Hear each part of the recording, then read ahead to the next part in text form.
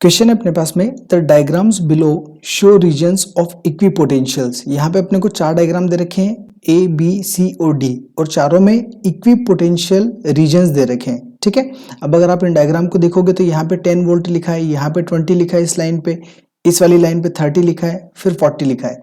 इस पॉइंट को नाम दिया है ए और इस पॉइंट को नाम दिया है बी। इसी तरीके से आप चारों डायग्राम में देखोगे तो देखिए पहले वाली लाइन, दूसरी वाली लाइन, तीसरी वाली और चौथे वाली। पहले वाली 10 वोल्ट, दूसरी वाली 20 वोल्ट, तीसरी वाली 30 और चौथी वाली 40।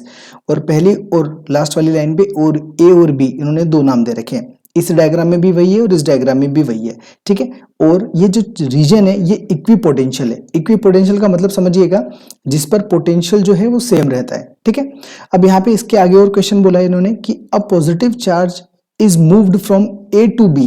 इन चारों फिगर के अंदर ए और बी जो दो पॉइंट्स दे रखे हैं, इन दोनों पॉइंट्स पर एक पॉजिटिव चार्ज क्यू को मूव करवाया गया। ठीक है, इन ईच डायग्राम, हर एक डायग्राम के अंदर यही हुआ है। ए से बी तक एक पॉजिटिव चार्ज आया, यहां पर भी ए से बी तक एक पॉजिटिव चार्ज, यहां पर भी ए से बी तक एक पॉजिटिव चार्ज आया और यहां पर भी। ठीक है, अब इन्होंने पूछा है कि maximum work is required to move Q in figure B. क्या फिगर बी में ए से बी तक क्यू चार्ज को लाने में मैक्सिमम वर्क डन करना पड़ा, या फिर सी वाले फिगर में करना पड़ा, या फिर सारे फिगर में सेम रहा, या फिर ए वाले में। ठीक है, तो ये इन्होंने चार ऑप्शन दे रखे हैं। चारों में हम लोगों से इन्होंने पूछा है कि वर्क डन। ओके, अब देखिए वर्क डन अपने को निकालना है और इन्होंने एक चीज दे रखी है, चार्ज क्यू मूव करवा रहे हैं, और पोटेंशियल जो दे रखा है हर एक का अपने को दे रखा है।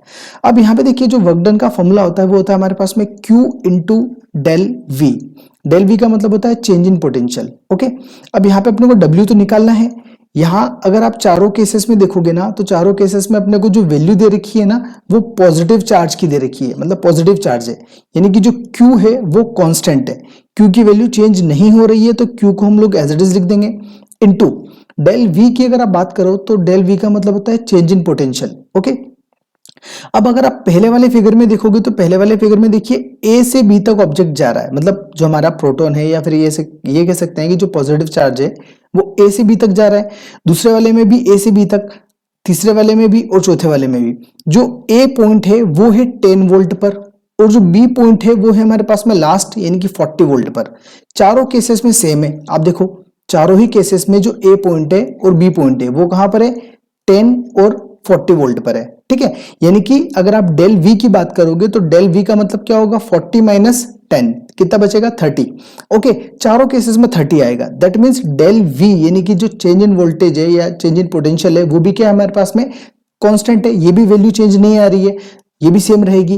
दैट मीन्स हमारे पास जो वर्क डन आएगा चारों ही फिगर्स के अंदर वो क्या आएगा, सेम आएगा। अगर डेल वी किसी पर्टिकुलर फिगर में चेंज हो रहा होता तो हमारा वर्क डन अलग आता, लेकिन अगर आप चारों फिगर्स में बात करोगे तो चारों फिगर्स में डेल वी यानी कि चेंज इन पोटेंशियल जो है वो हमारे पास में सेम है, या ये कह सकते हैं कि कांस्टेंट है।